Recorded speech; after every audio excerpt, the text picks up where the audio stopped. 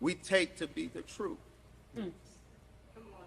does not consider the Honorable Brother Minister Farrakhan's testimony over decades. It's true.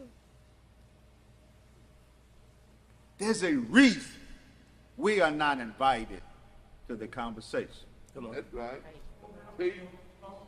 And there's a reason when we bogart our way in, that's why we're here today. Yes, sir. Right. We weren't invited, we elbowed our way. Speak, brother. Not to be divisive, Right. but in truth, if I can say it like this,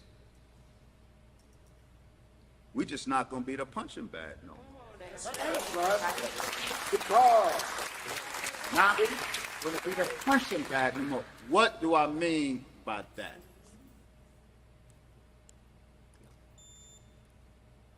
The popular Malcolm X narrative that does Malcolm no favors. that's right. It does him no justice.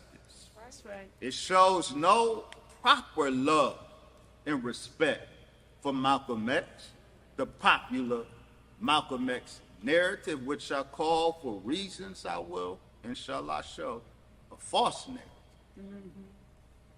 But critical to that false narrative is this charge against, this saddling the Nation of Islam, it's scandalizing the Most Honorable Elijah Muhammad, his teacher. And the narrative, when it's recited, it has to include the scandalizing of the messenger. It has to include the false accusation or implication that Farrakhan killed Malcolm. Right. It's true. The false narrative needs all of that That's right. to make some of you happy. Yes, sir. And so, we're the punching bag of the narrative. And we're not invited to the conversation because we will punch back. That's right. Because we will punch back.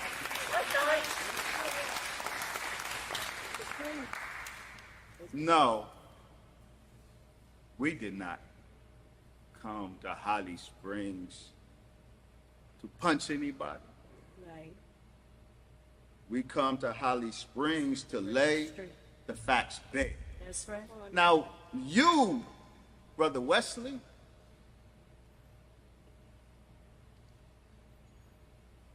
why you here?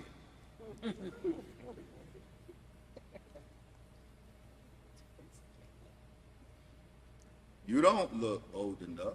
You weren't there. I wasn't. Neither was that condo. Right. Right. Neither was Abdul Rahman. That's I'm- right. That's right. That's right. Neither was Manning Marable. Okay. That's right. Neither was Les Payne. That's right. That's right. Moved into the same standard. Why should we listen to you when you present what you're going to present? Wesley Muhammad? Well, first and foremost, because I'm a student of the man that you should have been listening to from day one. The only one Got the testimony. you should have been listening to is the Honorable Brother Minister Farrakhan. Facts. But the truth of the matter is, fam,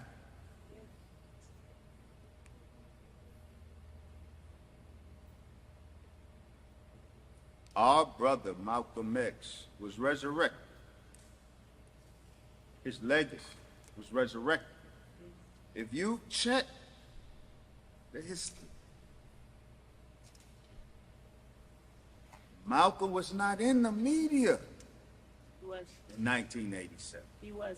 That's true. Malcolm was not a media darling. There was not academic conferences on Malcolm X in 1985. No That's curiosity. right. Speak. None. It's 1990. 192. That's right. That's right. Malcolm was resurrected. All of the scholarship that has engineered the narrative, it came up beginning 1991, 1992. True. True. When the Farrakhan factor was a phenomenon in this country. That's right. His legacy was resurrected not because white America has found a love for Malcolm, Right. but because they wanted to and want to weaponize the legacy of Malcolm X against the living Louis Farrakhan. Yes, That's right. that's right. This is true. That's right. And so this is why it's imperative for them to not let Farrakhan's first-hand account, not third-hand, first-hand account, That's a great point. inform the narrative. Yes, sir. Spike Lee interviewed the Honorable Brother Minister Farrakhan, but the movie didn't reflect that. That's right. True. Manny Marable interviewed the Honorable Brother Minister Farrakhan, but his book don't accurately reflect that. Right. So this country's love for Malcolm is fake. It is.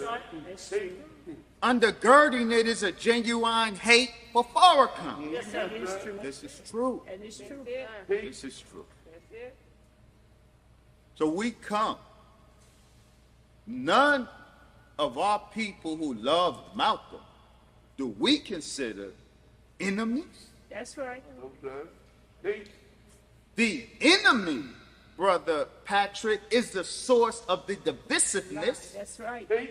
That's right. The Nation of Islam, if we respond to the malicious lies and false charges against us, don't call us divisive. That's right. Don't call us troublemakers. That's right. You're a victim of the trouble. Right. That's right. Exactly Teach. right. We are but trying to set the record straight, but Brother Wesley, you still ain't tell me why I should listen to you.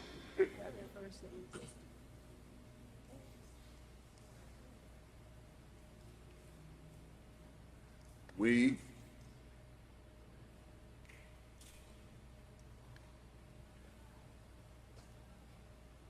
the difference between our investigation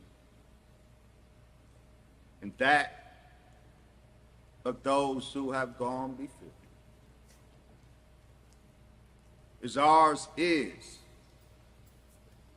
a forensic investigation. That is not the case with Manny Marable. Though I do not say there is no value in his book, Malcolm X, The Life of Reinvention. That is not the case with Les and Tamara Payne's recent biography of Malcolm X. Though I have benefited from that work, it is not the case with Zach Condo's Unraveling the Conspiracy. It is not the case with Carl Levant's The Judas Factor. That these were forensic investigations. Why do you say that, Brother Wesley? What are you presenting as a forensic investigation? Well, such that your investigation is separate from theirs. There are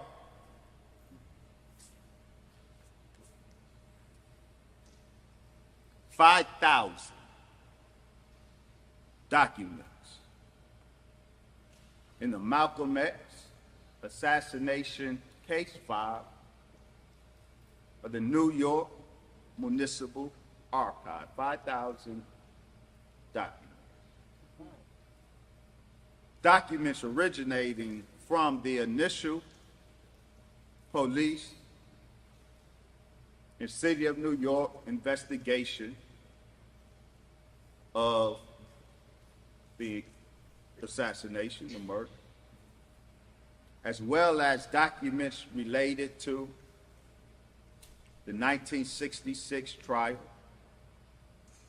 Talmadge Hare, Norman 3X Butler,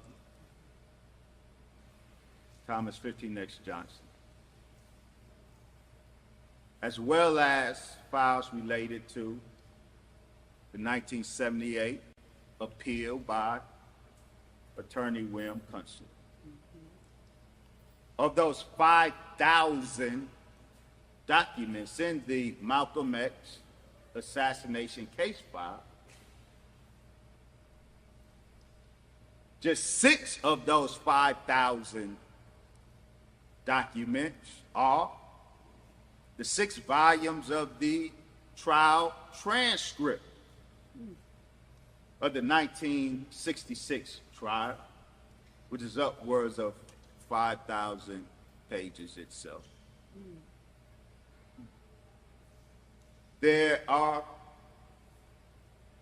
currently 9,000 released FBI, CIA, and NYPD documents relating to Malcolm X. None of those previous scholarly works that I cited give any evidence of appropriately utilizing that body of evidence. None of them. By Allah's grace, we have availed ourselves to all 5,000 of the documents in the Malcolm X assassination case file. We have availed ourselves to the 6 volumes of the trial transcript of 1966. We have availed ourselves to the 9,000 CIA, FBI, and NYPD Malcolm X documents, but most importantly, we have availed ourselves to the first-hand context-setting testimony of the Honorable Brother Minister Farrakhan. That's what I mean by a forensic investigation, and to show you us.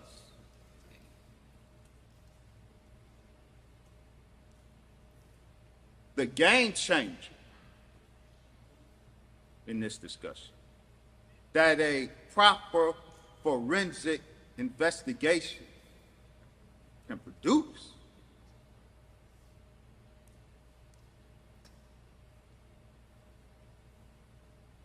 we were blessed to find the Rosetta Stone of the assassination of Malcolm X. Yes, sir. All these years, it was assumed that there's no smoking gun. Wow. Yes, sir. But it's because a proper forensic investigation was not conducted. This document, I know you can't read it, it's okay. We're going to return to it. I just want you to see it right now. Yes, sir. This, you know what the Rosetta Stone is? This is the document. It was buried for decades in the 5,000 files Wow. of the New York Municipal Archive. This document that originated with the Assistant DA Stearns, who investigated, was the initial investigator for the city of New York of the murder. Buried in his office notes is this note right here, and this note unravels. Yes, sir. Just as the Rosetta Stone unraveled the hieroglyphic language of ancient Egypt. And so now we can read the writings on the wall, on the temples of ancient Egypt because of the Rosetta Stone. I am announcing that we found the Rosetta Stone of the assassination of Malcolm X, and we can have with this piece of a document, Yes, sir. we can understand what happened February 21st, 1965, but we're going to return to this. But this was buried Yes, sir. in the file, and if we would have done Peace. a forensic investigation, then the whole conversation, the narrative would be different. That's right. Yes, sir. The conversation would be different. So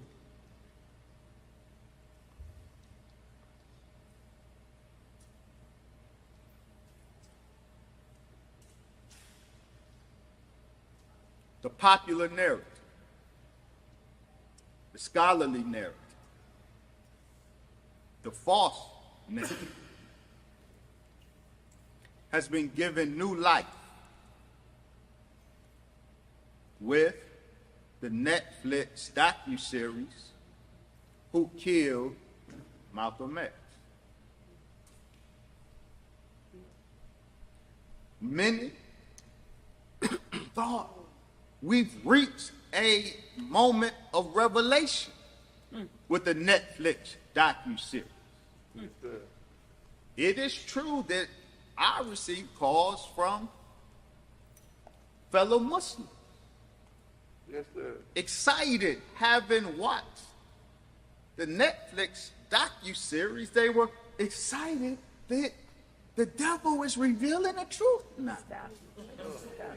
Yes, sir. It's not their fault for thinking that. The Netflix docuseries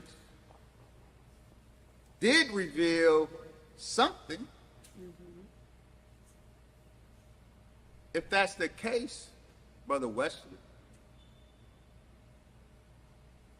why dismiss it as, or why put it in the same basket as a false narrative? So I want to talk about, we've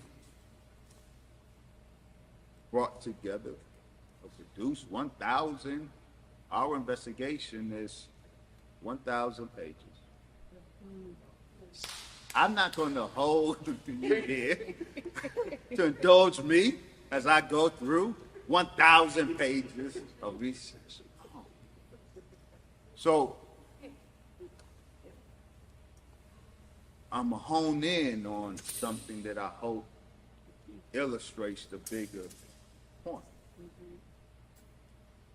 And I'm going to use Netflix as an illustration of the bigger point. So I want to talk about the Netflix docuseries, Who Killed Malcolm X. We got so excited about it.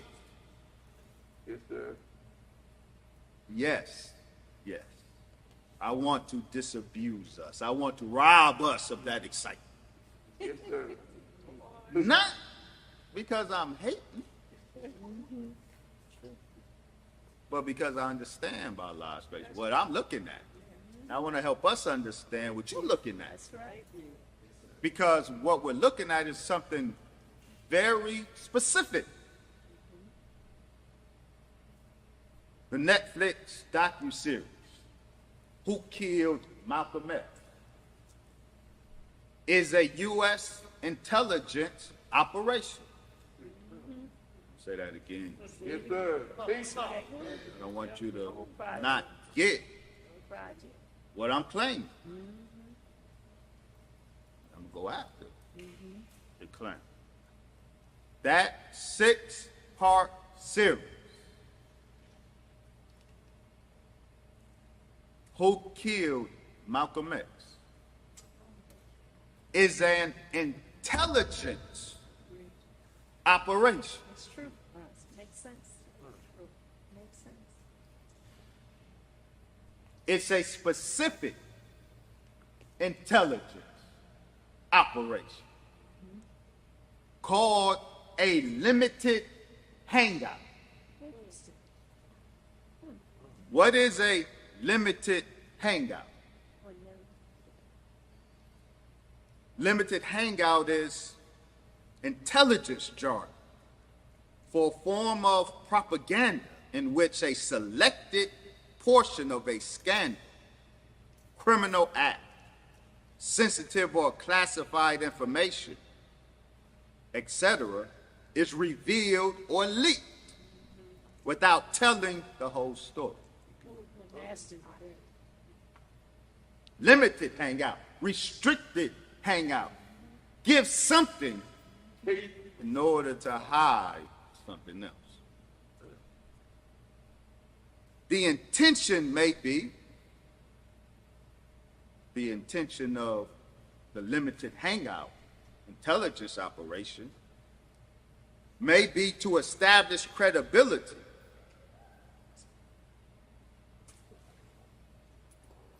while in fact covering up by omitting details to distance oneself publicly from something using innocuous or vague criticism. So you hear a lot of criticism in the docuseries of the FBI. That FBI agents engaging in self-criticism. Yes, sir.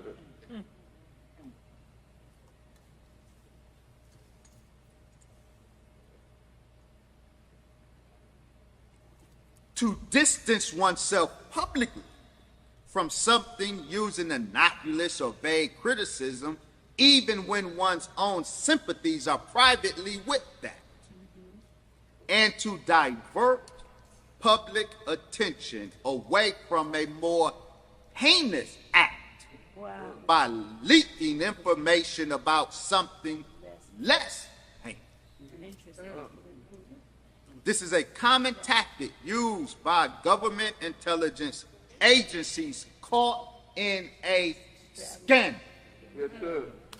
Take it down. Both the CIA and the FBI use this propaganda covert op called limited hangout when a covert operation of the past is on the verge of having the top blown off,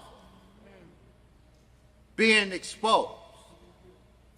The FBI and the CIA resort to a limited hangout. They will dangle out a piece of the truth, a less scandalous, Right. a less revealing Right. piece of the truth, get the public distracted by that and content with that, Right. thereby averting public disclosure of the bigger crime in which they are involved. Take it, girl. Take it. Strategy. That's right. I am absolutely suggesting to us that Netflix's Who Killed Malcolm X 6-episode docuseries is a bona fide limited hangout. Absolutely, yes. So, I want us to take note of the promo.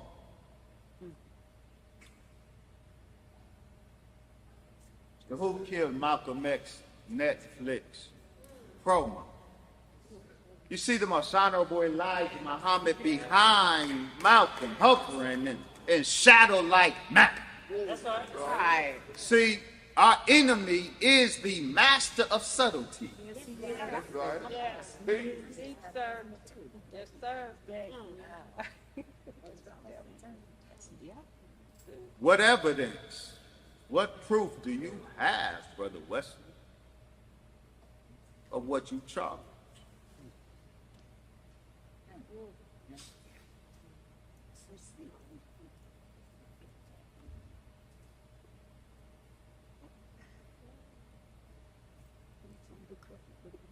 That docuseries was populated by U.S. intelligence officers. But not just U.S. intelligence officers. Tony Bowser of the Bureau of Special Service and Investigation of the New York Police Department. Bossy, the intelligence unit of the New York Police Department. Gary Fulcher, Bossy agent. Arthur Fulton, FBI agent. And John Fox, FBI historian. We meet all of these and we hear from all of these over the course, prominently over the course of the 6 episodes, but the key detail here is not just that the intelligence apparatus linked themselves to this documentary on Malcolm X. Even the FBI historian, but that's not the big thing. The big thing is every one of these are not just intelligence assets. They were each part of the intelligence operation that targeted Malcolm X. Wow. Arthur Fulton of the FBI. He sent 9 FBI informants to the Audubon. The FBI informants that were part of the hit at the Audubon was his informant.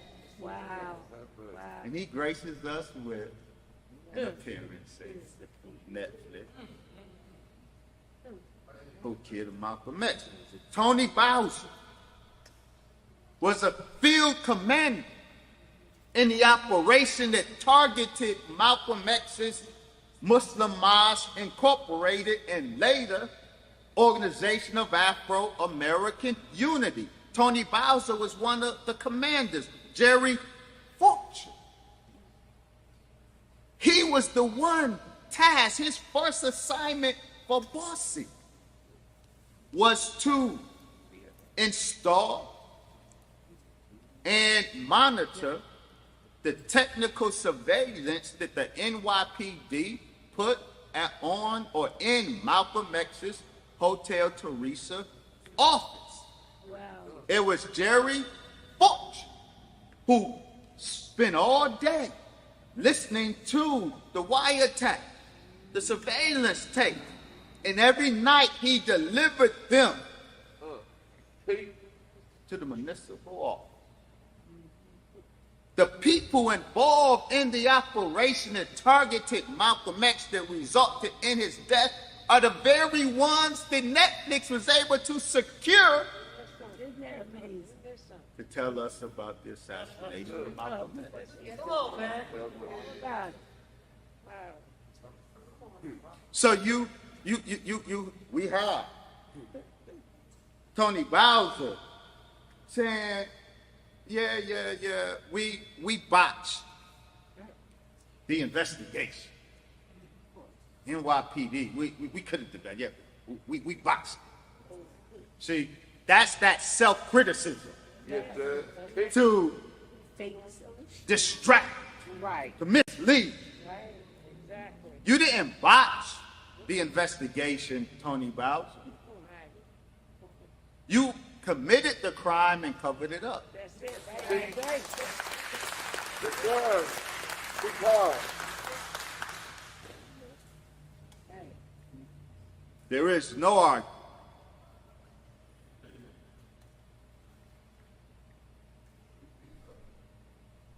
that this 6-part series is an intelligence operation. Makes sense. It's a limited hangout. So now that we know that, and we do. Yes, sir. So now everything that we learn, or we thought we learned, we got to look at it a little different. That's right. We got to reconsider. So I want to help us do that. This particular documentary gave new life to the false narrative. It's true. It dwindled a bit since Spike Lee's movie X in 92, 93, whenever that was. There have been scholarly books written, but the brother and sister on the street don't do that. They're highfalutin scholarship too much. So while it was produced and it's problematic, it didn't have as much of an effect. And Farrakhan is still here. They tried to kill him. They expected him to be dead in 1999. That's right. Or right. shortly thereafter. Right. Sir. Take Tell the truth. Had they been successful, we probably wouldn't have heard much about Malcolm X. Mission accomplished. Right. sir. Not on any official level, but the Quran says, and the Jews plan, Yes, sir. but Allah plans, and Allah is the best of planner, and Allah planned for Farrakhan to escape the assassin government hit. Let's go. Praise belongs to Allah. Yes, sir. So, he's still here, and he's an ever-increasing problem for the enemy. He did not diminish as a problem. That's why they still talking about Farrakhan in 2022 as if it was 1985. Right. And the other side of that is the rappers are still name-dropping Farrakhan in 2022 as if it was 1989. That's right. Right. That's right. Ain't paying attention. He's transgenerational Yes. in his power and influence on black youth, Yes. which makes him the paramount enemy Right. to this world. So, Spike Lee's influence waned. Manny Marable, there was a lot of, his book dropped with a splash. There was a lot of talk and controversy, but the community rejects Manny Marable. Work, and it should. He wanted to convince us that Malcolm X was a homosexual. That's a damn good lie. That's right. There was no evidence. There was never any reason Right. for Bruce Perry to make that claim. There was never, I looked at the evidence that they offered. That claim should have never been made. There was never a legitimate basis to make such a ridiculous claim. Not that. Whatever Malcolm Little engaged in, whatever Detroit Red was about, when he met Muhammad, he was transformed. So he was, number whatever he may have done, is a monkey on his back once he met Muhammad, so long as we don't return to our own family. Right. That's right. That's right. That's Yes, right. sir. Doesn't matter. So the issue for me is not that I'm offended at the suggestion that Detroit Red engaged in whatever Detroit Red may have engaged in, but I'm mad because the evidence never gave warrant to that claim, which should force you to ask, why are they querying Malcolm X? It's true. Right. Absolutely. It is part of what I'm going to discuss, inshallah, tomorrow, this world's end of men agenda. And because Malcolm X was eulogized as our shining black prince, our black manhood. So if you want to queer, if you want to feminize, if you want to unman young black men, young black soldiers like Patrick Lumumba, That's right. strong soldiers, Right. then queer the nationalist icon of black masculinity. That's right. Yes. Everywhere. But Patrick Lumumba and sound, solid brothers like him and me and us rejected Manny Marley. That's exactly right. So it wasn't effective. That's right. Right. That's right. Out comes Netflix. Who killed Malcolm X? 6 very entertaining episodes. Got a black face, beautiful black face of our dear brother, Wesley Muhammad.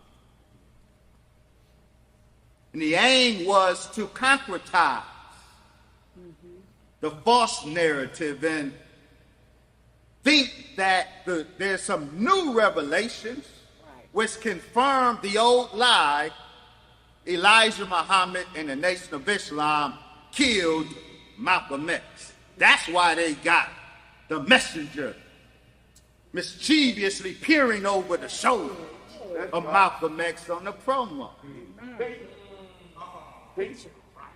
The promo itself is a covert That's true. operation. Subtle.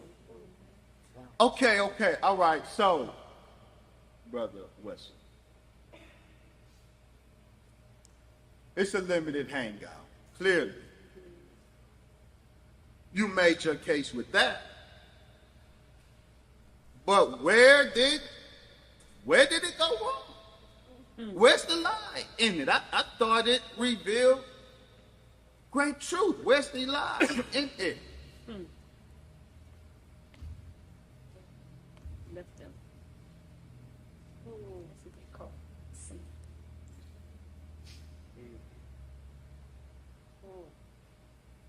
This is a group.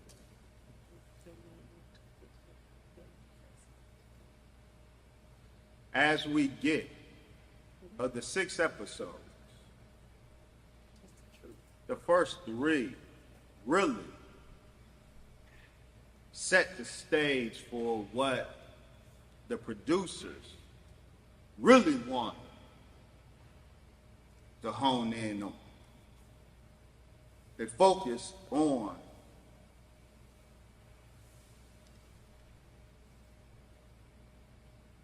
William 25X Grant. Reportedly, the assassin that wielded the shotgun.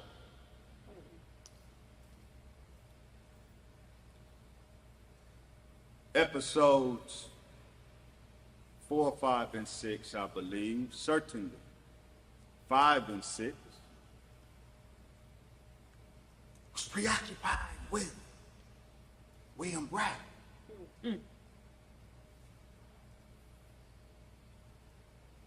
It is not that I think the attention is misplaced. The shotgun shooter was the pillar of what I call and will discuss Kill Team 2. The shooter team. The shooter team that came up out of Newark and Patterson, New Jersey. Brothers who had some historic affiliation, so not current Right, affiliation, right. with Temple number 25 in Newark, Temple number 76 in Patterson, New Jersey. Shotgun shooter, reportedly William Bradley, had been a lieutenant in Temple number 25, Newark. That shotgun blast, no doubt, was the kill shot. And so the bullets that were expelled from Talmadge Hayes 45 and Leon 3X Davis's Luke, the bullets that followed the second shotgun blast, it was a double-barrel shotgun. And the shooter emptied both barrels. Wow. My God. And then, before Malcolm fell, Spike Lee depicted Malcolm falling over the first blast and the pistol shooters following up and shooting into Malcolm's prone body. But very reliable earlier eyewitness account depicts Malcolm being blasted with the first shotgun round. He didn't fall with that shot with the second. Unloaded the second barrel. And then the two pistol shooters, while Malcolm was still erect, unloaded their pistols in him. Then Malcolm fell back, and then, no doubt, that shotgun blast expertly hitting Malcolm, creating a circle in his chest, a perfect kill shot. Wow. So when they unloaded their pistols, it wasn't for any other reason but that. Drama. This was an overkill operation. Yes, sir. Drama. Yes, sir. It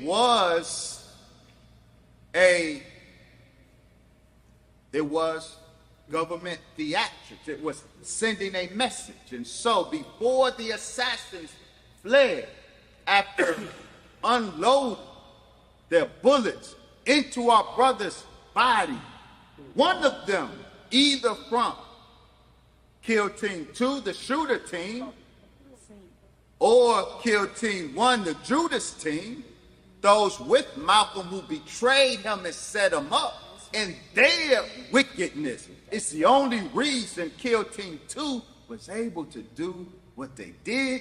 They could not have got in the Autobahn with their weapons, except Kill Team 1, the Judas team, did their job. That's We will exactly get to right. that. But when Malcolm was there, Right. and he is suffering from the excessive amount of gun wounds, somebody, either from Kill Team 2, the shooter team, or Kill Team 1, the Judas team, somebody dropped a card on his prone body. Wow. And this card said, "You have fallen into a set trap." Wow. Wow. Forget it. Wow. Malcolm was publicly executed Yes. by a network that wanted to send a message to Black America. Yes, sir. So it was overkill operation. Those extra bullets were for effect, for messaging. So I am not in disagreement that significant focus should have been on the shotgun shooter. I'm in total agreement with that. The problem is this was a limited hangout. Yes, sir. And so the only thing Netflix wanted to establish was that William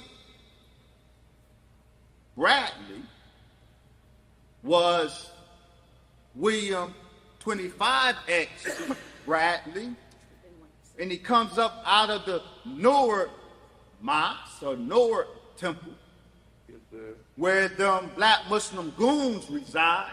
Yes, sir. Yes, sir. Now, that's the popular narrative Yes, of it is. nation. But Newark and Philly, That's right. that's the muscle mosque, and That's right.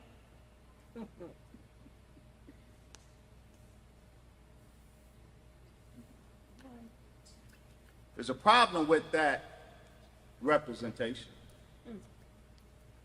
That in and of itself is the limited hangout, which my saying that should hint to you that there's something about William Bradley that they left out.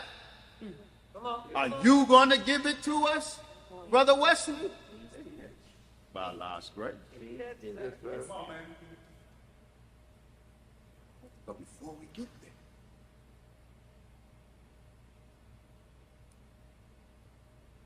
this docuseries is guilty by virtue of omission, what it left out, and it is guilty by virtue of commission. It lies Tell the truth, bro. on a number of levels, but there's a very glaring illustration of the misrepresentation of this docuseries, and by quoting it, we repeat error, not mistake, error. And we only continue to add falsehood upon falsehood in the Malcolm X narrative. We're not getting closer to the truth of Malcolm X. We are getting further from it. Okay, bro, you're saying a lot of words. Get to the point.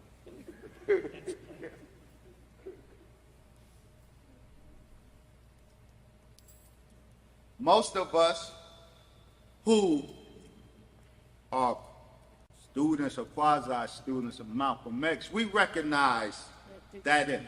Yes. But for those who don't, let me introduce. What we see is New York police officers rescuing Talmadge Head, rescuing Talmadge Head, the shooter of the 45. As he runs out, he's shot in the leg. Some of Malcolm's genuine supporters grab him. They're beating him. Yep. The police, Yes. who are on site, not by happenstance, as the popular narrative That's right. presents, but by plot. Right. Yes, sir. That's right. That's it. They swoop in Where? and grab him. So what we see is the police rescuing him, but some of Malcolm's men are still trying Get him. Yeah. to get him. Yes, sir. That's right. Of course, Talmadge Head is the one in the middle. Now, this is very important because it's the source of significant mischief. And not only does it demonstrate the faith that we cannot put in or what I'm about to show, not this, but what I'm about to show. This is the basis, this image, how it is used in the docuseries is not only an illustration of why no faith can be put in the docuseries, but it's also the reason Carl Evans is disqualified. Abdul Rahman Muhammad is disqualified. Yes, sir. It is because, you see, the myth of the black Zapruder figure. A claim is made for this image by Abdul Rahman Muhammad and Carl Evans, and first presented while it was the false claim was made by Abdul Rahman in 2010.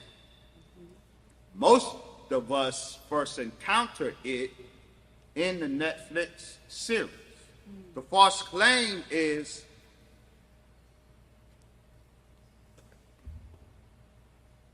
did that brother with the black trench coat and the white paper in his pocket, that's the shotgun shooter, William Bragg?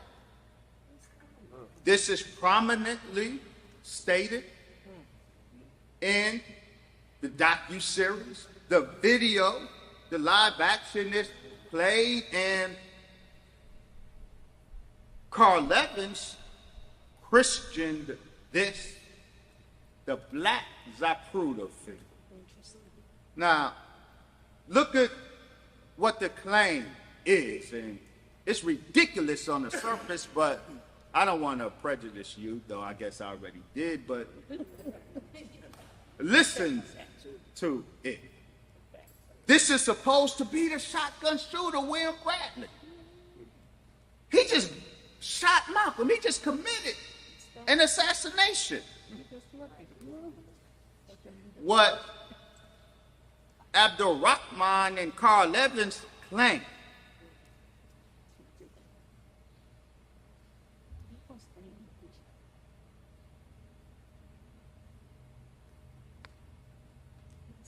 Can you see that? Yes, sir.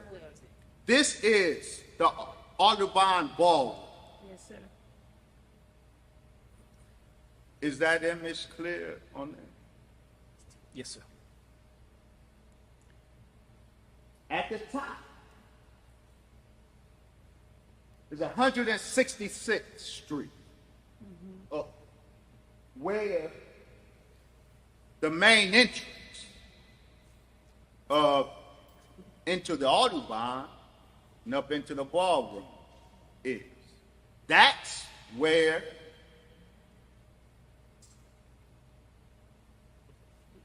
this scene takes place. Outside the front of the Audubon, the 166th Street side.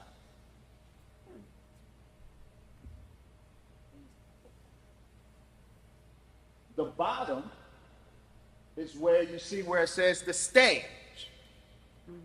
That's the kill zone. That's where Malcolm X was executed. Right. To the right of the stage, the kill zone, is an exit that leads out of the ballroom on to 165th Street.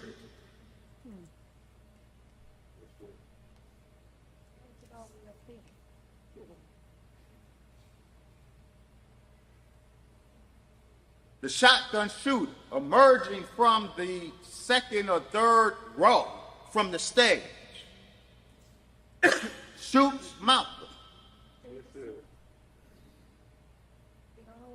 the eyewitnesses say he ran up,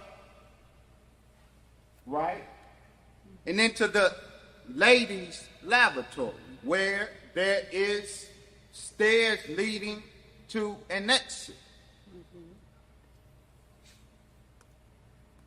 Right under St. Nicholas Act. That's where witnesses say the shotgun shooter made his escape. Abdul Rahman Muhammad and Carl Evans would have us believe that after assassinating Malcolm X and making a clean getaway, instead of getting away, he turns around and goes up to 166th Street to help Thomas Hare get out of the clutches, with police all around, out of the clutches of Malcolm's people. Come on, come on. Is that not an insult to our intelligence? Yes, it is. To even suggest Right. such ridiculousness. Man, that's ridiculous. But we can debunk that claim not just by the force of logic, because that claim is totally illogical. That's true. That's true. But we have absolute proof that their claim is a gross error. See, the shotgun shooter was the one that witnessed had the clearest description of, that turned out to be accurate. And there's two descriptions in particular that's consistent with the witness. The shotgun shooter was very dark-skinned, and the shotgun shooter had a full beard.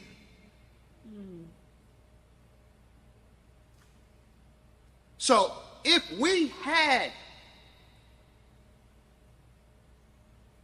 hypothetically, photographic, videographic evidence of the shotgun shooter at the scene of the crime, we would see a dark-skinned man with a very full beard. Makes sense. And he would have on a gray coat. Now, this isn't him. I should have reversed the slides, but we'll roll with it. Yes, sir. So I said there was two consistent descriptions. I got to add the third. Yes, sir. And in this case, Spike Lee got it right, because Spike Lee was closer to the documentation, the testimony, than Netflix, because we have good first-hand witnesses along with his dark skin and thick beard. The shotgun shooter had on a gray coat, a gray or bluish gray trench coat, not a jet black trench coat. Great point. Wow. So, but not only in this Abdul Rahman Carl Evans narrative, not only did the gray coat disappear, but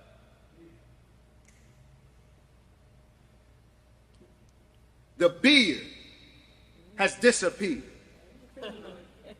This is the man, this is a close-up of the man who's supposed to be William Bragg. This man is clearly clean-faced. There is no full beard in this man tuggling with the police to get at Talmadge hair. This is a clean-shaven, dark-skinned man. Right, right. But they had deliberately misidentified this man. And they got this so wrong. Yes, sir. That hints to you the quality of everything else in that limited hangout. This is not the bearded shotgun shooter. And Netflix and Abdurrahman and Carl Evans are wrong. But their narrative hangs. This is part of the new revelation Yes, sir. that they claim to bring. And so you see, their new revelations are concocted. Yes, sir. That's right. That's right. And while I highlight this example, I could cite numerous examples of concocted revelation by the, what I call the 5 horsemen of the Malcolm X false narrative. But I'm not finished. Netflix focused on William Bradley. Okay. Let's focus some more on William Bradley. Yes, sir. See, this is a crime of commission. Yes, sir. Total misrepresentation. And then we didn't need CIA, NSA level high-tech counter-espionage equipment to see this. Yes, sir. So they knew that this man was not the bearded shotgun shooter. Yes, sir. But they knew that in the excitement of hearing Tony Bowser criticize the investigation and the excitement, oh my goodness, the FBI agent who had these informants, he's talking. Yes, sir. In the excitement of the limited hangout, which is the purpose of the limited hangout, we can fall easy. We won't even critically examine what's put before us. They are wrong. Tell the truth. And I'm suggesting not by mistake, but by error. A mistake is an unintentional departure from right. An error is very intentional, Yes, sir. very aware depart from right. So let's talk about William Bradley because, all right, yeah, that all sounds, all right. We'll give you that, Brother Wesley. I mean, but bruh, ain't it still the case? Wasn't he a lieutenant? Are you saying that he wasn't a Muslim from Temple number 25? No, I'm not saying that. He was a lieutenant, wasn't he? At one time. And he shot Malcolm with a shotgun. Yes. Right? Apparently so. So I don't get your point, Brother Wesley. Then what then is the point? How is what you showing of the era of Netflix, how does that exonerate the Nation of Islam from the murder of Malcolm X? Being that the charge against the Nation of Islam hangs on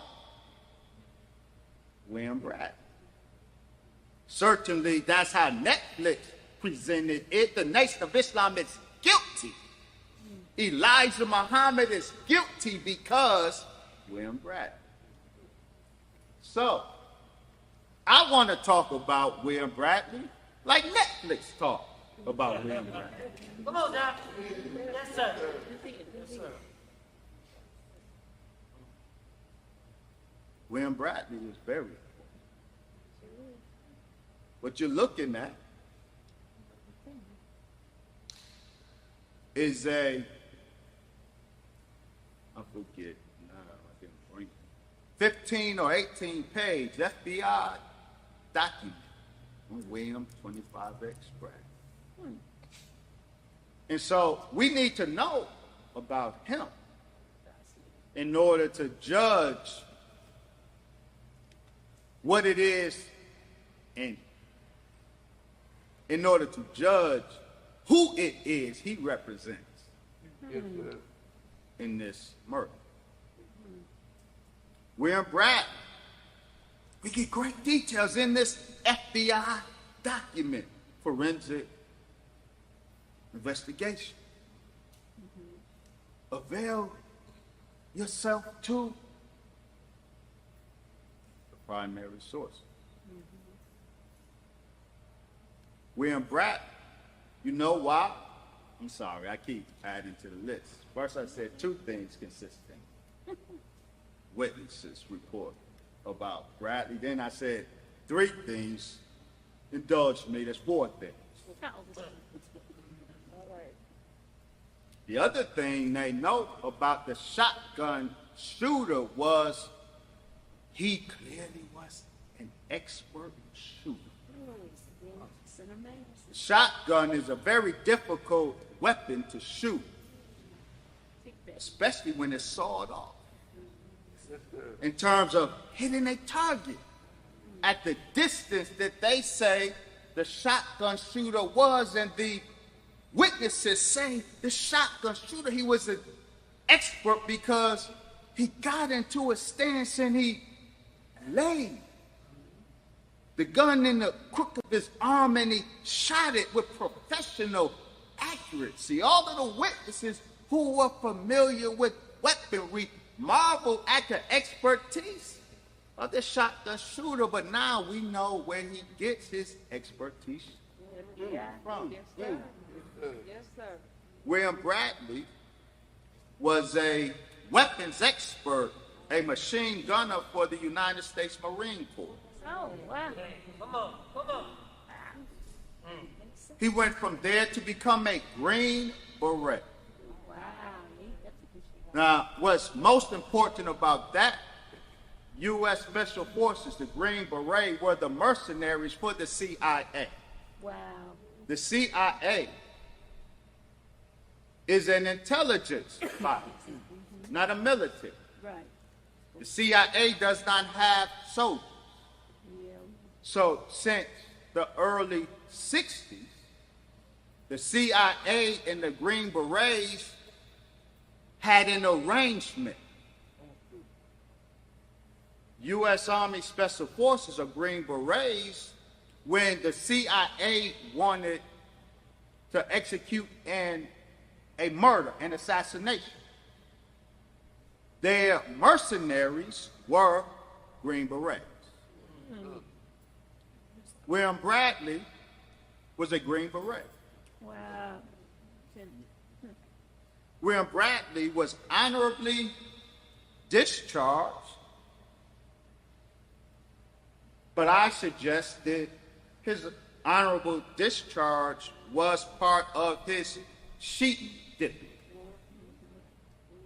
Sheep dipping is a U.S. intelligence operation. Sheep dipping is when the CIA wants somebody who's in the military. The CIA wants to use them to engage in a domestic covert operation as a civilian. So in order to convert that soldier into a civilian for the purpose of a specific covert operation, the CIA sheep dips them. The language comes from the process that farmers engage in, a bath of chemicals. They dip a sheep in, a literal sheep, in order to rid the sheep of pests and all of that. And when the sheep comes out of that bath, it's sheep dip. As an intelligence operation, a military man is sheep dipped by creating a false discharge. Right. He's not actually discharged. His file is transferred to another office, his actual file. He's still an active military member. His file is transferred into a hidden location that only those who are aware of his CIA operation has access to. A cover story for why he was discharged is created, and he's presented as a civilian. Now, Go ahead, brother. Go ahead. usually, for example, Lee Harvey Oswald, who in this case was not the shooter of JFK, he was the designated patsy, like Talmadge Hare was. But you may be a little confused. You just said Lee Harvey Oswald didn't shoot at the president. Talmadge Hare did shoot at the president, yeah.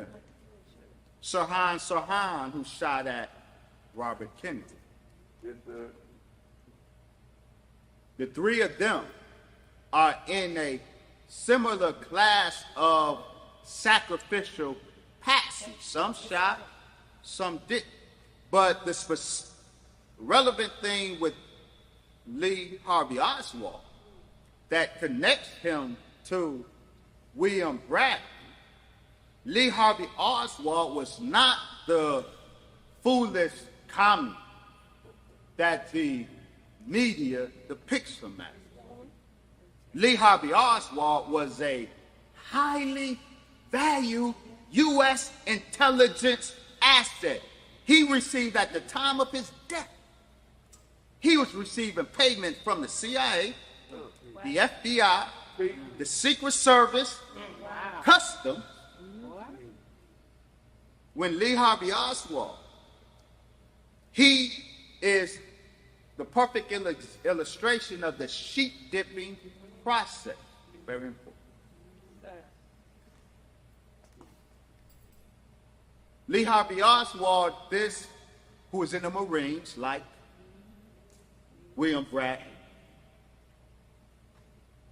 the CIA began the sheep dipping of Lee Harvey Oswald. They discharged him, fakely discharged him from the military, and then the next thing we hear, Lee Harvey Oswald has defected to Russia.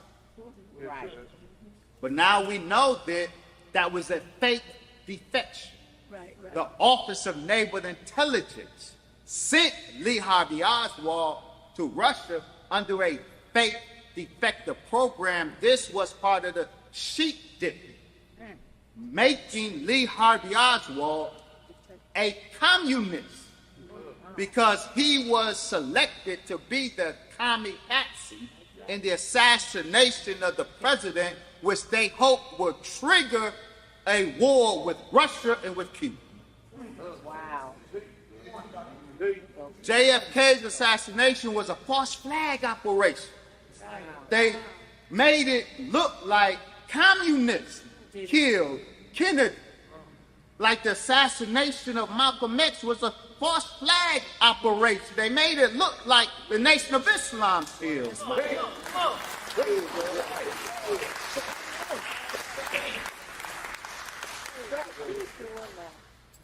The water. Thank you. I must be sounding thirsty. No, I just want to make sure you know that. Thank you. Take care of my brother. Thank you, sir. Work. Yes, sir. My brother up here. Well, give him a round of applause. Up there, little work.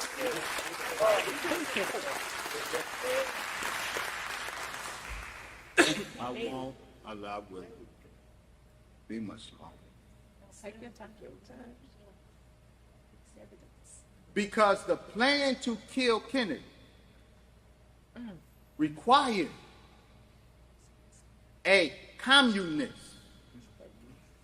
They sheep dipped their highly valued intelligence asset, Lee Harvey Oswald, as a communist. They faked a military discharge. They fakely sent him to Russia as a defector.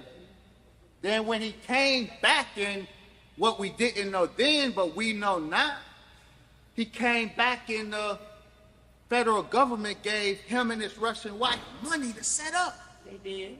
That's right. And then they have him in New Orleans passing out commie leaflets. This is the sheep dipping. A military asset is moved into civilian life attached to a cause that the government wants to use in a covert act. In this case, the cause was communism. Right. Yes, sir. So Lee Harvey Oswald was sheep dipped as a communist. Do you follow? Yes. sir. Yes. William Bradley, a Marine Corps weapons specialist. William Bradley, who? A Green Beret. William Bradley, who the Marine Corps evaluated him and determined him to be of upstanding character. And when he was initially discharged in '52, it was recommended that he re-enlist. That's how upstanding a U.S. Marine William Bradley was. But then he's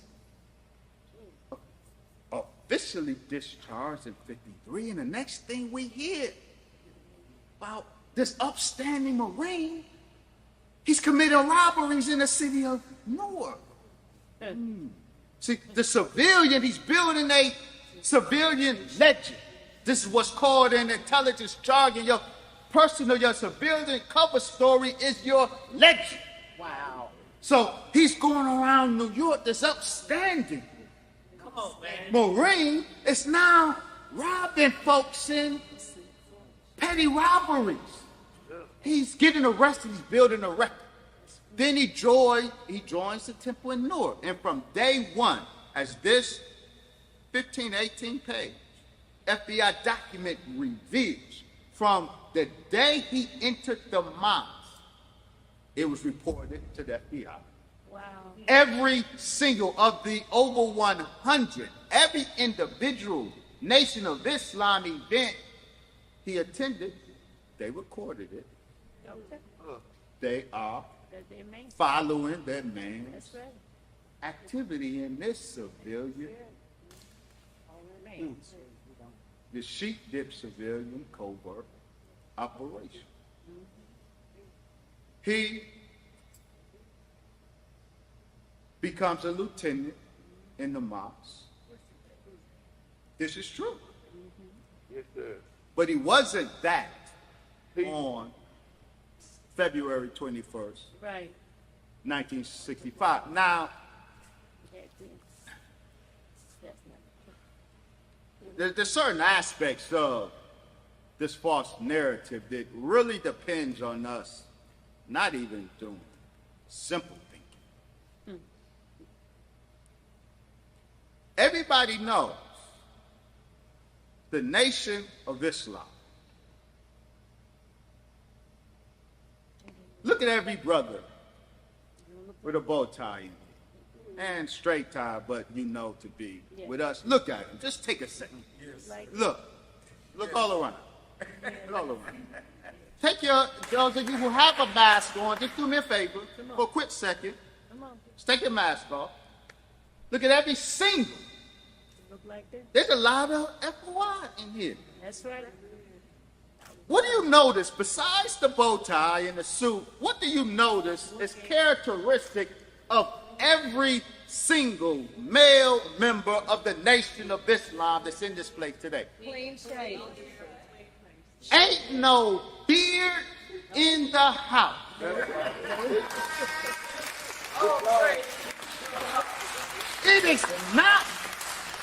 It is not because we all happen to have the same taste. It's because the beard is religiously prohibited in the nation of Islam.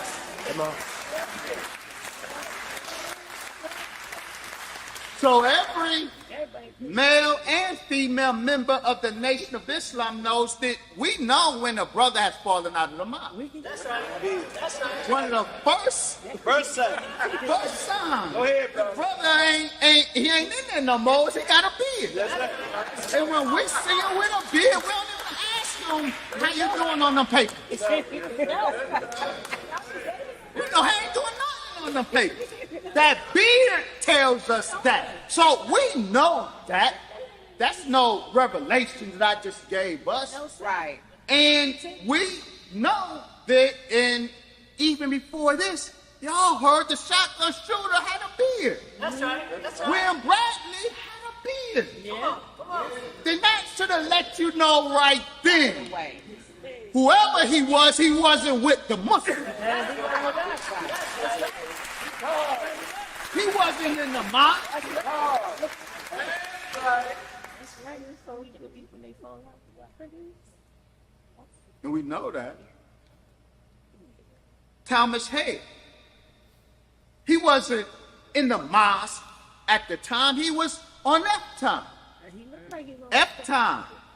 For those of you who don't know, when you commit an infraction in the Nation of Islam, depending on the nature of it, the severity of it, you can be given C time Teach. or you can be given F time. Yes. C time is more like a probation, for example. When Malcolm X disobeyed his teacher, the most honorable Elijah Muhammad, December 1st, 1964, when he commented on J.F. Kennedy's assassination. He was given C time at that time. Yes, sir. Meaning, he wasn't put out the nation. That's right. He wasn't excommunicated then. Right. He's still in the nation. Right. He's still a minister over Temple number 7. However, Right. seat time meant for 90 days. He can come to the mosque, but he can't mount that roster. Right. He can do administrative work, but he can give no public That's right. speeches, Right. talk to no press. He has to be silent Right. within the community for 90 days. That's seat time. F time is different. If our infraction is serious enough, then you put out the mosque. Yes, sir. Not only can you not come to the mosque, none of us Muslims can even talk to you. That's right. We can't associate with you. We can't talk to you. The only thing we can do is if we see you out and you give the greetings, we can return the greetings. But if we are caught fraternizing, That's true. if you committed a fraction that got you 5 years out of the mosque, and I'm caught fraternizing with you, I get your 5 years out of the mosque. That's right. That's the teachers. That's right. Thomas Hare was on F time. Why was he on F time? Because he was a zealot. He was so zealot, he put hands on an FOI. And that's a serious enough infraction to be given F time. Oh, yes. Where Bradley did too. Oh, so you're about it. And we learned in this very important FBI document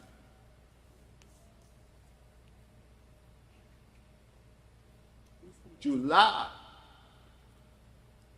1964. a meeting was held on our Wednesday night. The Nation of Islam, we meet on Wednesday nights as well as Sunday, but there's something particular about Wednesday nights normally. Wednesday night is our law night. That means after the lecture and the lost found are dismissed, the Muslims stay behind. And if there's any C time to be given, it's given. Yes, sir. If there's any F time to be given, it's given. And on this Wednesday night in July 1964, Minister James of Newark, he put 20 members of the FOI out. And Lieutenant William 25X Bradley's case came to him. Wow. What was his case? He did the same thing Thomas Hare did. And we read about the proceeding of that law night. James is reading a report of his infraction. William chases an FOI, Lieutenant William, and another FOI chase in a car another FOI. They run into a tow and it slows the fleeing brother down, stops him for a second. Lieutenant William jumps out of the car, runs to the brother's car. The brother tries to take off. William grabs the FOI out of the moving vehicle and beats him. This case was adjudicated on that same law night. This is why we find William Bradley with a full beard February 21st, 1965. He was no lieutenant. He was busted. That's right.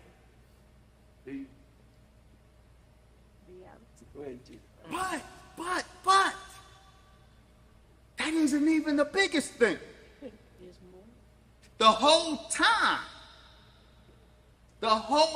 time we now know and can confirm, based on two eminently credible witnesses, the whole time William was a government asset, specifically through the NYPD's. He worked with the NYPD's bossy unit. How do we know that? Oh, that's kind of dull. I don't think y'all got what I said. William Bradley was a cop. Yes, sir. An undercover cop. Yes, sir. But not just a regular cop. He was a bossy cop. And the thing with Bossy was the intelligence unit of New York, but it was described as the little FBI and CIA because its intelligence work fed the CIA and FBI. And so CIA and FBI officials were always in Bossy office. Yes, sir. We know William Bradley had a relationship with both Bossy and a federal intelligence agency, being that he was a Green Beret. He probably had a relationship with the CIA. He had a relationship with the FBI because the FBI detailed his every movement. They logged it. They filed it. Like Lee Harvey Oswald. Yes, sir. He was an asset for the FBI, the Office of Naval Intelligence, the CIA, Secret Service, or Customs. I said Secret Service, not Secret Service, U.S. Customs, Yes, sir. he was an asset to multiple intelligence agencies. Such was William Bradley. Well, I need more than just you saying that, Brother West. That's real convenient. That's real convenient for you, Blood. Receipt. Come on. Make it plain. Got the receipt. We got it. Don't take it from me because it didn't originate with me. I'm not the source of this revelation. Right.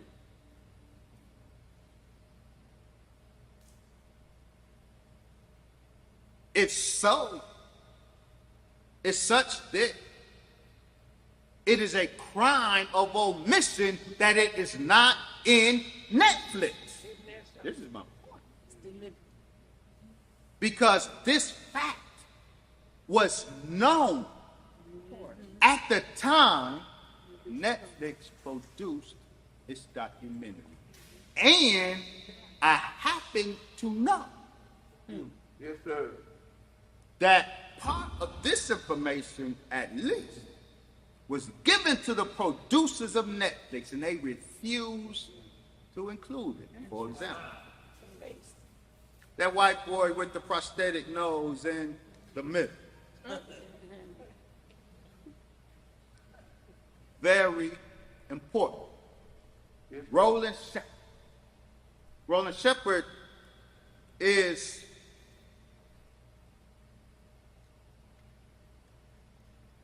he was one of Malcolm's chief white communist friends. Yes, sir.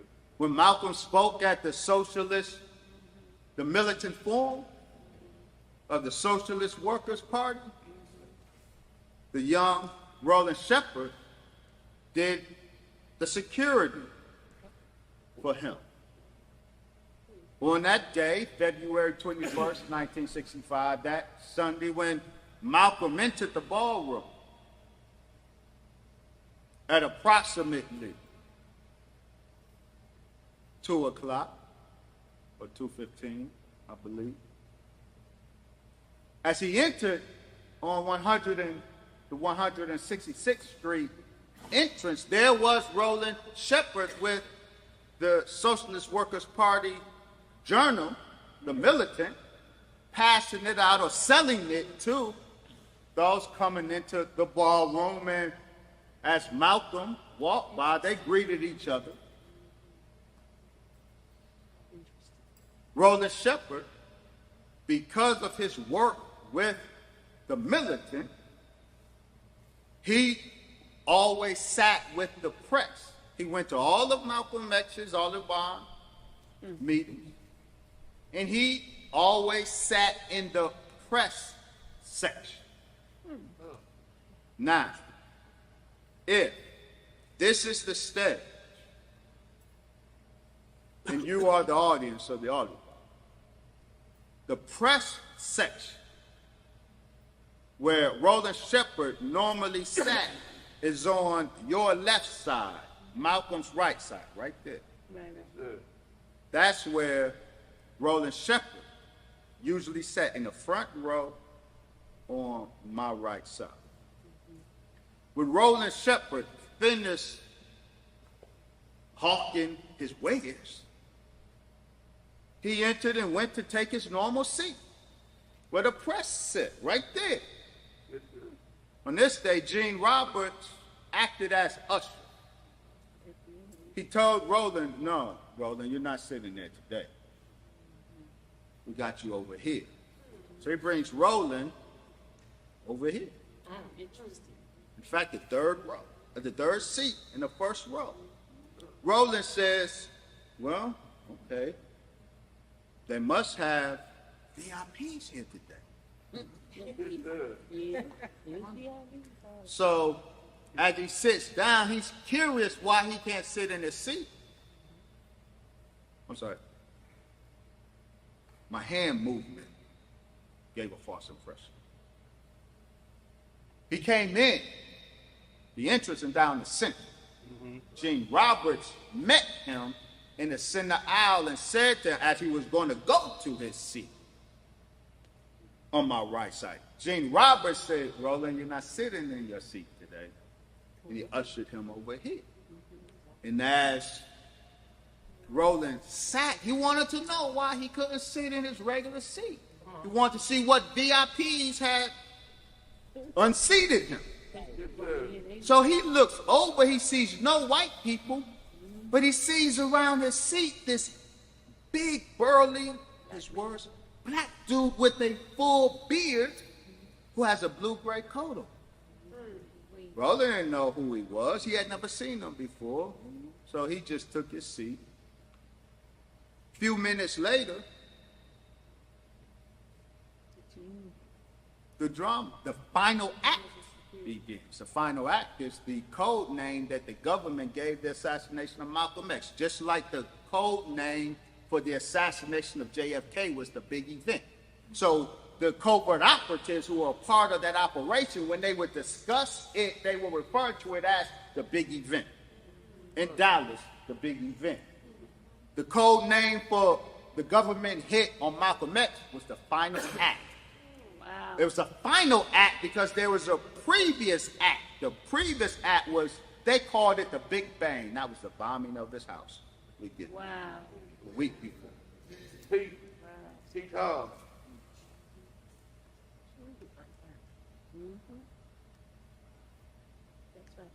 The scuffle begins.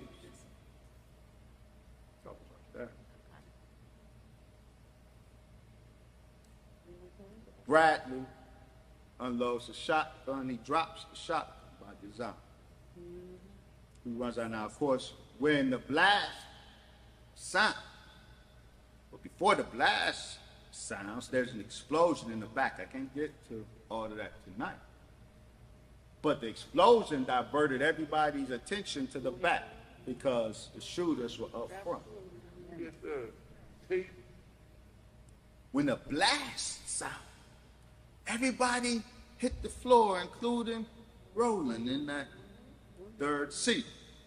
Also in that third seat, also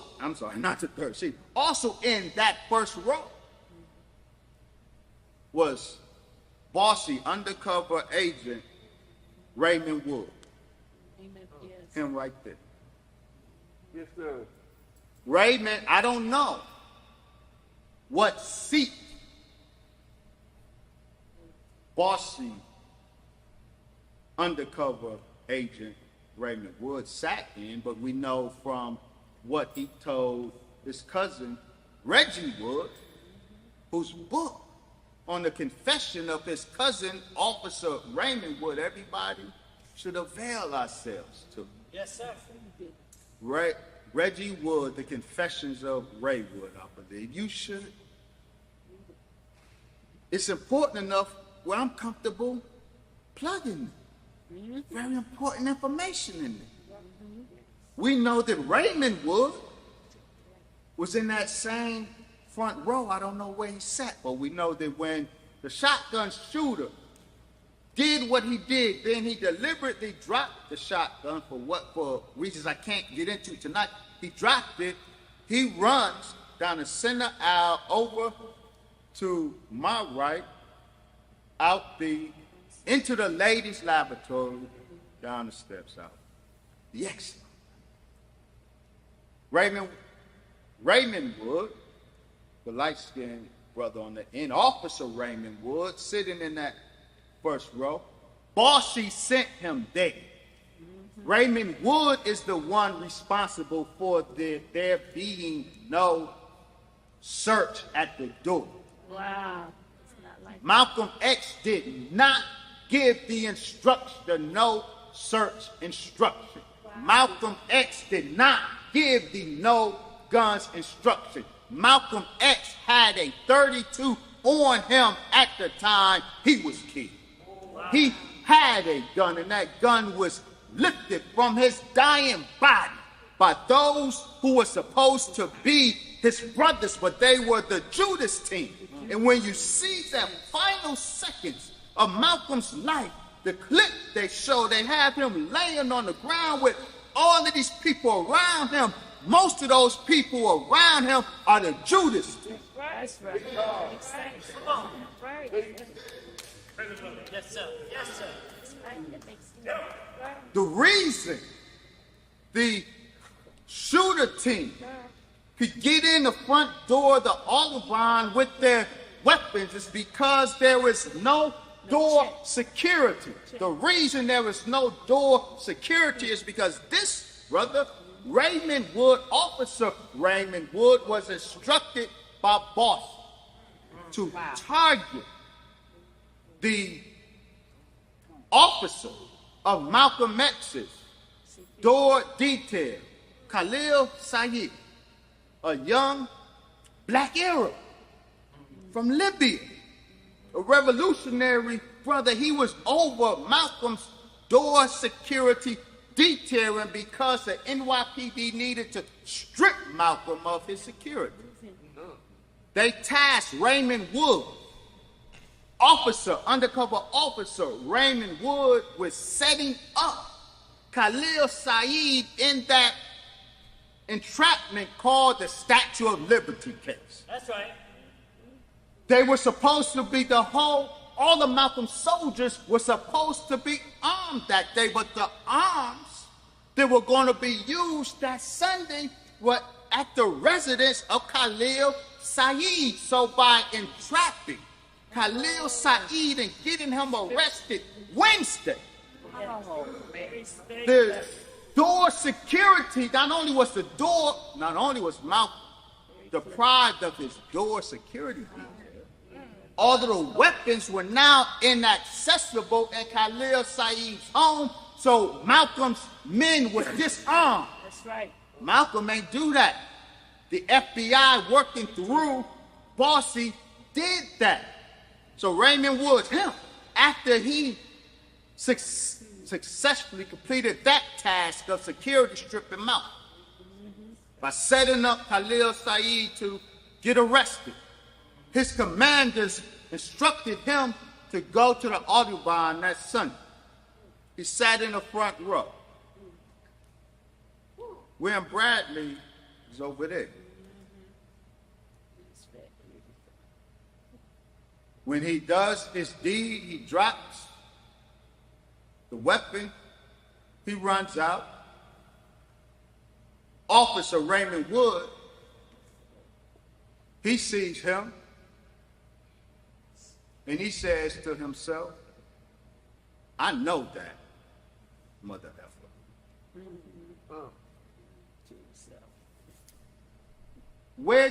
How do you know him, Officer Raymond Wood?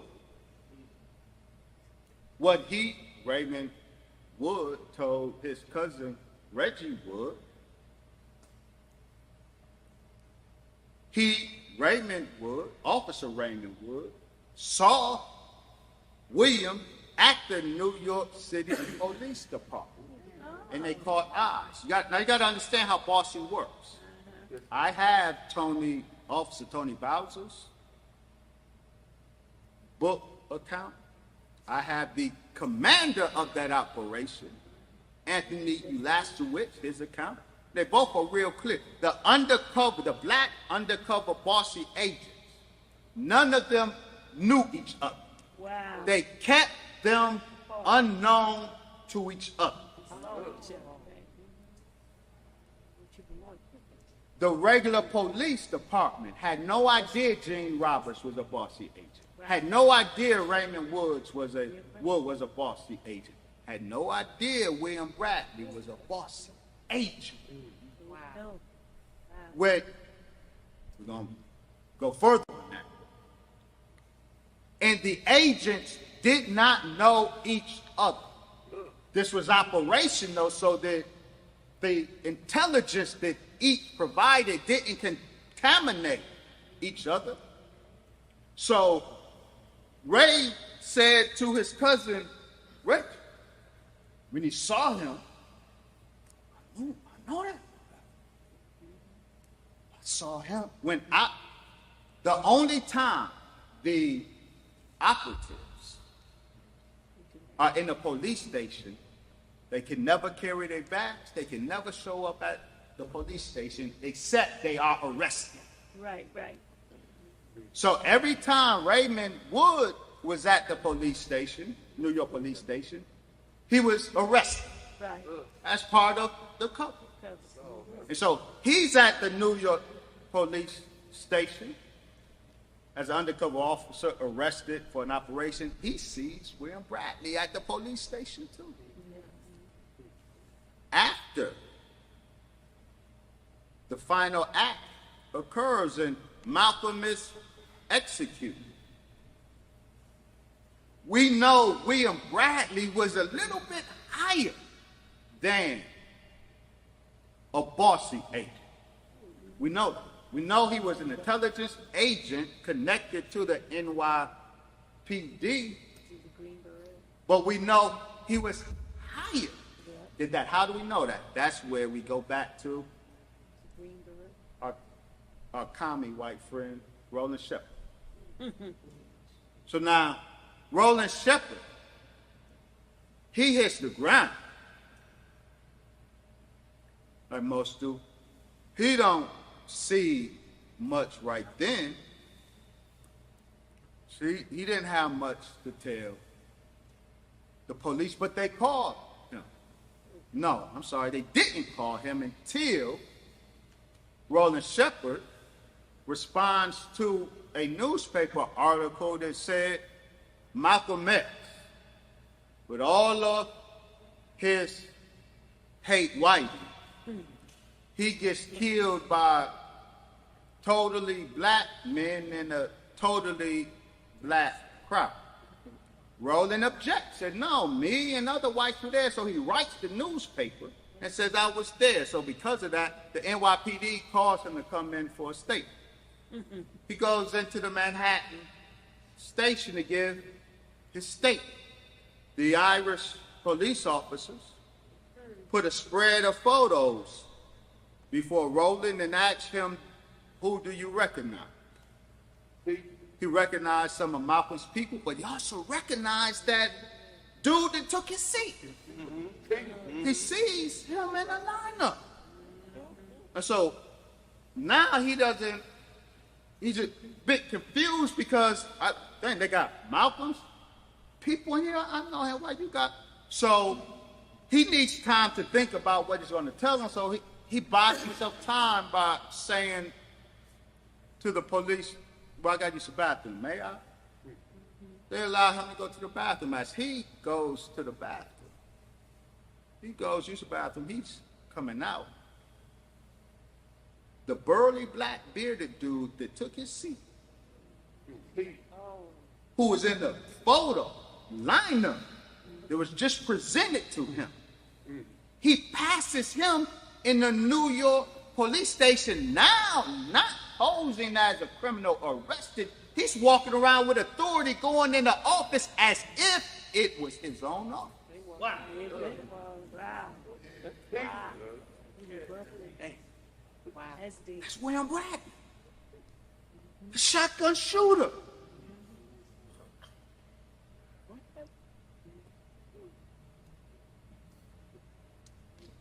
William Bradley did not do what he did as a zealous Muslim. William Bradley did what he did as a U.S. intelligence operative.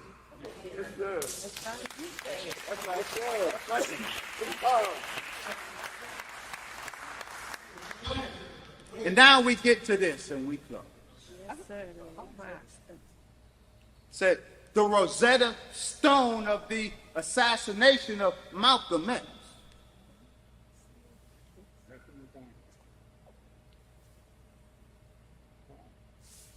Roland Shepard's testimony, which he's been giving for years, should have sealed the case. But Roland Shepard's testimony with Raymond Woods via Reggie Woods' testimony seals the case with William 25X Bradley. This should have been in Netflix, but it isn't. Limited hangout.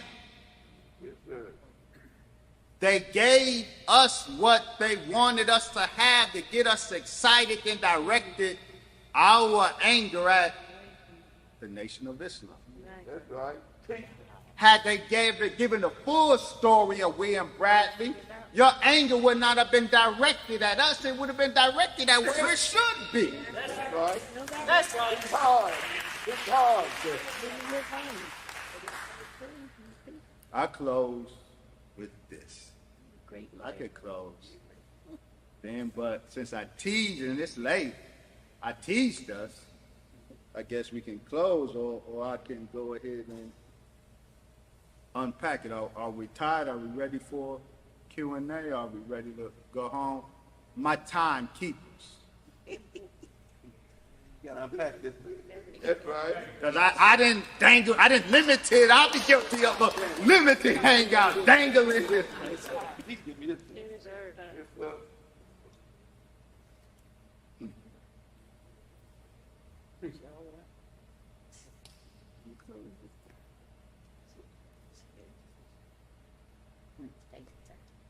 The final act, as it unfolded in the Audubon Ballroom that Sunday.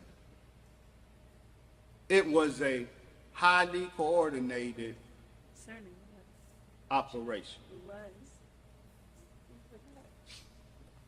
There were 3 diversionary acts, very specific diversionary acts, and those 3 diversionary acts exactly mirror the 3 diversionary acts that preceded and was involved with the assassination of President John F. Kennedy.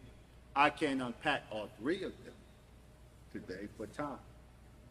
But the first diversionary act was the nigga get your hand out of my pocket. Yes. But it's not presented right in today's narrative. It fudges over something very important. And I suspect that it's because the scholars write and really don't know what to make of it, so they just leave it alone. That initiating diversionary act at the back of the ballroom, 2 men engaged in a fake scuffle. Right. Now we know, with all of the testimony, confessions, the evolving confession of Talmadge Head, we know that one of those men was Wilbur Orkin. Side note, Wilbur McKinley is a fake. Zach Kondo and Brother Zach Kondo. In other scholars, Brother Abdurrahmane used this name, Wilbur McKinley, as one of the shooters, and there's absolutely no warrant for a Wilbur McKinley. Talmadge Hayer never mentioned a Wilbur McKinley. This particular assassin, he didn't know much of anything about. He said clearly he don't know the last name, and the first name is either Wilbur or maybe it's Kinley. Ain't no such thing as Wilbur McKinley. That's a scholarly fiction. But I'm not going there. Now, except to say, the 2 lead off conspirators with the initiating diversionary act. Wilbur McKinley and another gentleman. At the designated time when Malcolm X, he cued his murder when he gave the greetings Assalamu alaikum. By prearrangement, that was the trigger to go into the final act. So when Malcolm comes up and gives the greeting, Assalamu alaikum, the final act begins. Wilbur or Kenley and his partner engaged in a fake scuffle. Wilbur says to his partner, "Nigga, get your hands out of my pocket." Jumps up, throws his seat to the ground. His partner engages him. They're scuffling in a fake scuffle. By doing that in the back, all of the attention is diverted to the back. That's when William Bradley jumps up and shoots the shotgun. Now, of course, because with the hearing of the blast, the inclination is to look toward where the fire came from. That's the point of the smoke bomb that then went off in the back to check your neck spin. The scuffle got our attention there. The blast got us tempted to turn, but the smoke bomb, the blast now forces our attention back so that the two pistol wielders can get up and do what they do. So the initiating act of the assassination was the fake scuffle, given the two men engaged in. Now, given how important that initiating act was, you would think the Malcolm X scholarly community would be hunting for the identity of Wilbur's partner. Right. We know it was none of the other 5 assassins because all of them are accounted for. Talmadge Hare is in that seat. Leon 3X Davis is in that seat. William Bradley, 25X Bradley, is in that seat. Benjamin 3X Thomas is in that seat. The first 4 seats are the first 2 rows on the left. Wilbur is in the back with somebody. With somebody. With somebody. And none of these people showed any interest in finding out who that somebody is. That's weird. There's a 6th plotter Yes, sir. whose identity has escaped, but his identity was buried in the 5,000 records of the Malcolm X assassination case file of the New York Municipal Archive, and this document reveals the identity of Wilbur's partner. Okay. This is notes taken by Assistant District Attorney Stern.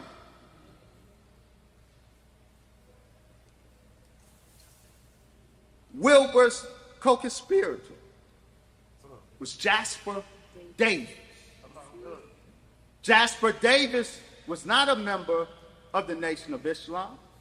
Jasper Davis was not a member of Malcolm X's Muslimized Incorporated or Organization of African-American or Afro-American Unity. Who was Jasper Davis? Well, FBI records reveal, and Manny Marable cites correctly, Jasper Davis was an FBI informant. Let's go back. Let's go back. Let's go back. Wow. Let's go back right here.